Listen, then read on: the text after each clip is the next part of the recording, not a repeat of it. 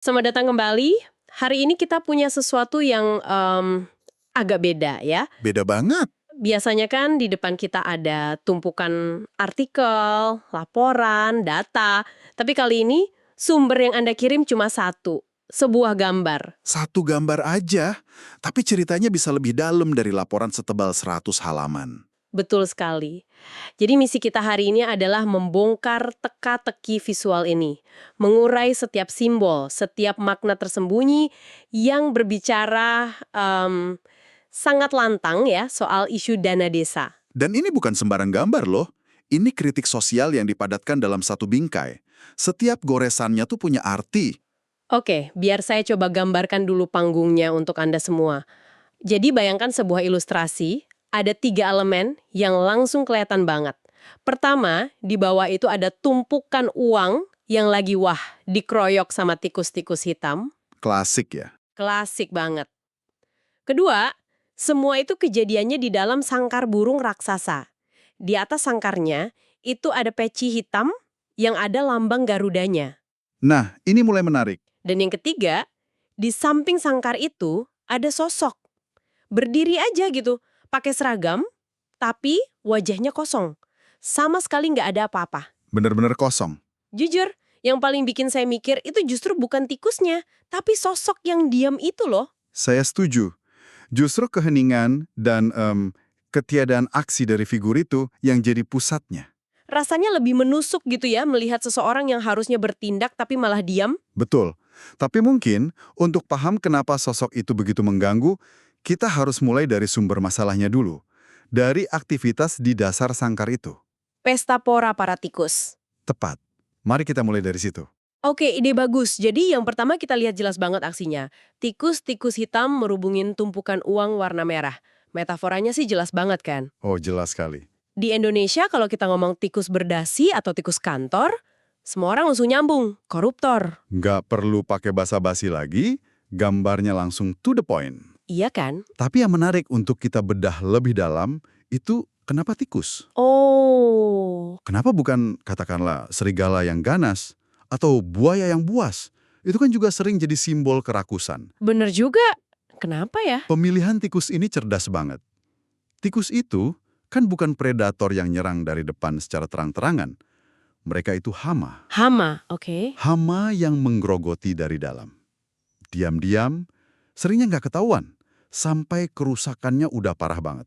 Sampai fondasinya keropos. Ah, itu poin yang bagus banget. Nah, ini menggambarkan sifat korupsi yang laten. Yang merusak sistem dari dalam, pelan-pelan, tapi pasti. Jadi ini bukan perampokan besar-besaran yang kelihatan, tapi lebih ke penggerogotan yang terus-menerus dan sembunyi-sembunyi. Tepat. Dan lihat, mereka digambarkan cuma siluet hitam pekat. Iya, nggak ada detailnya ya. Ini nambah kesan anonim dan, gimana ya, menyeramkan. Mereka bukan individu. Mereka itu sebuah fenomena kelam yang geraknya dalam bayang-bayang. Dan mereka mengerubungi uang. Tumpukan uang yang jadi pusat dari segalanya. Itu makanannya. Makanannya ya. Kalau kita lihat warnanya merah kayak uang 100 ribuan. Benar, ini simbol dana yang besar, yang signifikan. Dan tulisan di sangkarnya itu negesin lagi, ini bukan uang sembarangan, ini dana desa. Uang publik. Uang yang harusnya untuk pembangunan. Tepat sekali. Betul. Ini terjadi di dalam sebuah sangkar besar. Iya. Sangkar yang secara harfiah fungsinya buat melindungi kan? Harusnya begitu. Kalau Anda punya burung mahal, Anda taruh di sangkar supaya aman. Iya kan? Disitulah lapisan kritik berikutnya muncul. Sangkar dengan tulisan dana desa ini adalah simbol dari sistem itu sendiri. Oh, sistemnya. Ya, sistem birokrasi, regulasi, pengawasan yang dibangun untuk melindungi dana itu. Secara teori, dana ini harusnya aman, terkunci dalam sistem yang kokoh. Tapi gambarnya nunjukin realita yang pahit ya. Pahit sekali. Sangkar yang didesain untuk melindungi justru jadi arena yang nyaman buat para tikus berpesta. Jerujinya nggak menghalangi mereka, malah ngasih mereka ruang eksklusif buat beraksi. Jadi sangkarnya ini cuma ilusi perlindungan gitu. Atau jangan-jangan sangkar ini ada makna lain. Gimana tuh? Sangkar kan bisa juga berarti penjara, sesuatu yang mengurung. Mungkin ini juga kritik bahwa dana ini tuh terperangkap dalam sistem yang kaku, yang nggak transparan. Jadi masyarakat di luar, pemilik sah uang itu, nggak bisa lihat apa yang sebenarnya terjadi di dalam. Wah, itu interpretasi yang sangat menarik dan sangat mungkin. Dualisme makna sangkar ini yang bikin dia jadi simbol yang kuat. Jadi bisa dua sisi ya. Betul. Di satu sisi, dia benteng perlindungan yang gagal. Di sisi lain, dia kotak hitam yang nggak transparan, yang misahin dana publik dari pengawasan publik. Dua-duanya sama-sama problematik. Tepat. Dan lihat apa yang ada di puncaknya. Peci hitam dengan lambang Garuda Pancasila. Simbol negara yang paling kita kenal. Kesannya megah banget ya. Seolah-olah negara hadir di sana, ngawasin dari atas. Betul, kesannya megah. Tapi penempatannya itu yang ironis sekali. Lambang negara itu ada di puncak, di atap sangkar, terpisah dari kekacauan yang terjadi di lantai bawah. Oh, Ini bisa dibaca sebagai simbol bahwa negara, secara formalitas, memang hadir sebagai pelindung. Ada undang-undangnya, ada peraturannya, ada institusinya. tapi Tapi secara substansi, pengawasannya nggak nyentuh ke akar rumput, nggak sampai ke lantai tempat korupsi itu terjadi. Ada jarak yang jauh banget antara simbol dan realita. kayak mau bilang secara resmi kami jaga kok benderanya kami kibarkan, tapi kami nggak lihat apa yang terjadi di bawah kaki kami. Persis seperti itu. Pemilihan peci juga menarik sih, kenapa bukan bendera atau lambang istana misalnya? Peci itu lebih personal kan? Peci itu simbol identitas nasional yang lekat dengan figur pemimpin, figur bapak bangsa, dan otoritas di Indonesia. Penggunaannya di sini seolah nunjuk pada kepemimpinan atau otoritas negara yang bertanggung jawab. Jadi kritiknya lebih tajam. Lebih tajam, bukan cuma ke negara sebagai entitas abstrak, tapi juga ke para pemegang otoritas yang diwakilinya.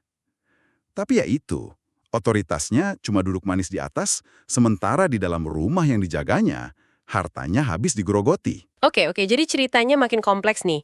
Kita punya korupsi yang laten, si tikus, Betul? terjadi di dalam sistem yang seolah melindungi tapi gagal, yaitu sangkarnya. Di bawah pengawasan simbolis negara yang ternyata nggak efektif. Peci Garuda itu. Sampai sini aja udah kritik yang pedes banget. Tapi kemudian senimannya nambahin satu elemen lagi yang bikin semuanya jadi lebih gelak dan ambigu. Sosok di sebelah kiri. Iya. Sang Saksi Bisu. Ini menurut saya master stroke dari ilustrasi ini. Kenapa begitu? Tanpa figur ini, gambar ini cuma jadi kritik terhadap sistem yang korup.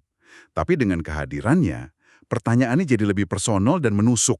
Gimana peran manusia di dalam sistem yang korup itu? Tepat sekali. Mari kita bedah sosok ini.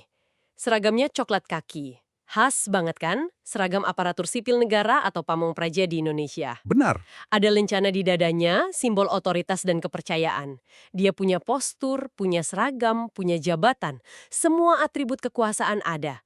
Tapi satu hal yang dia nggak punya. Wajah. Wajah yang kosong itu. Wah, itu jurang makna. Interpretasi yang paling umum dan valid adalah ini representasi dari siapa saja. Maksudnya, Seniman nggak nunjuk satu individu, tapi sebuah jabatan, sebuah fungsi. Jadi masalahnya bukan lagi soal oknum si A atau si B, tapi soal seragam itu sendiri, soal sistem di belakangnya yang memungkinkan siapapun yang pakai seragam itu untuk diam. tapi saya jadi kepikiran, apa ada makna lain ya? Coba. Mungkin ada yang berargumen kalau wajah kosong itu bukan berarti siapa saja, tapi justru melambangkan aparat yang kehilangan identitas, kehilangan nurani, kehilangan kemanusiaannya karena udah terseret sistem. Menarik. Jadi seragamnya itu udah memakan wajahnya, cuma nyisain fungsi, tanpa moralitas. Gimana menurut Anda? Itu pembacaan yang lebih dalam, lebih filosofis. Dan saya rasa sangat relevan bahwa sistem itu bisa begitu kuatnya sampai-sampai ia melucuti individu dari tanggung jawab personalnya. Saya kan cuma menjalankan tugas. Nah, atau semua orang juga melakukannya. Wajah yang kosong itu representasi dari lenyapnya akuntabilitas personal. Dia jadi sekedar roda gigi dalam mesin. Bukan lagi seorang penjaga yang punya pilihan untuk bertindak. Dan posisinya itu loh, ya ampun, dia berdiri dekat banget sama sangkar. Dekat banget. Mustahil dia nggak dengar suara decit tikus atau kerisik uang yang dicuri. Mustahil dia nggak lihat. Tapi dia hanya berdiri, statis. Ini yang memunculkan 3 kemungkinan yang sama-sama mengerikan. 1, Dia nggak tahu, yang berarti dia lalai dan nggak kompeten. Betul. 2, dia tahu tapi nggak peduli, berarti dia abai dan mengkhianati amanahnya. Atau 3 yang paling parah. Dia tahu, dan dia bagian dari permainan itu. Dia penjaga gerbang yang sengaja ngebiarin pencurian terjadi. Dan sang seniman dengan briliannya nggak ngasih kita jawaban.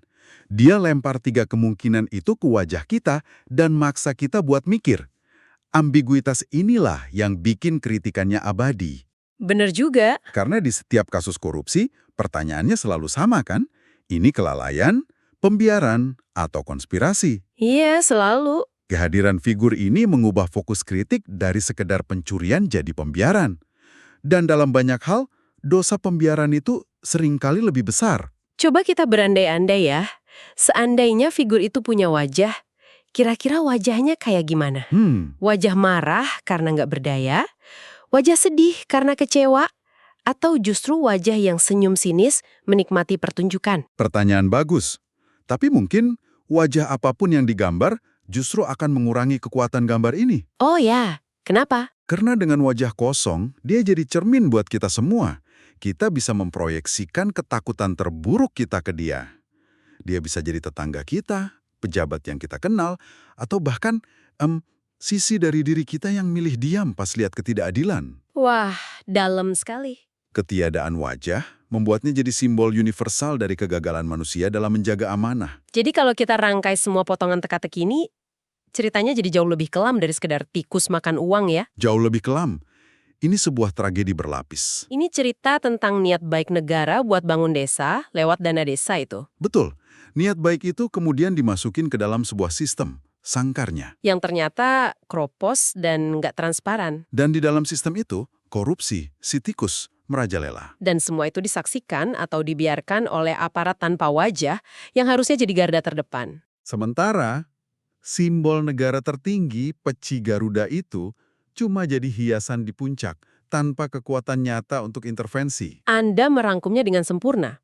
Ini adalah sebuah ekosistem kegagalan. Tepat, setiap elemennya saling terkait dan memperparah kondisi elemen lainnya. Tikus nggak akan bisa pesta kalau sangkarnya kokoh. Betul. Sangkar nggak akan jadi arena pencurian kalau penjaganya waspada. Dan penjaganya mungkin akan lebih berani. Kalau ada pengawasan yang nyata dari atas, bukan cuma simbolis. Ini kritik sistemik yang telak banget sih. Divisualisasikan dengan sangat sederhana tapi nusuk. Sangat nusuk. Lalu, kenapa ini penting untuk Anda, pendengar kita, renungkan? Karena ini bukan sekedar analisis gambar kan? Dana desa yang digerogoti tikus-tikus itu uang kita semua. Uang dari pajak yang Anda bayarkan. Itu adalah harapan ribuan desa untuk punya jalan yang lebih baik, sekolah yang lebih layak, atau akses air bersih.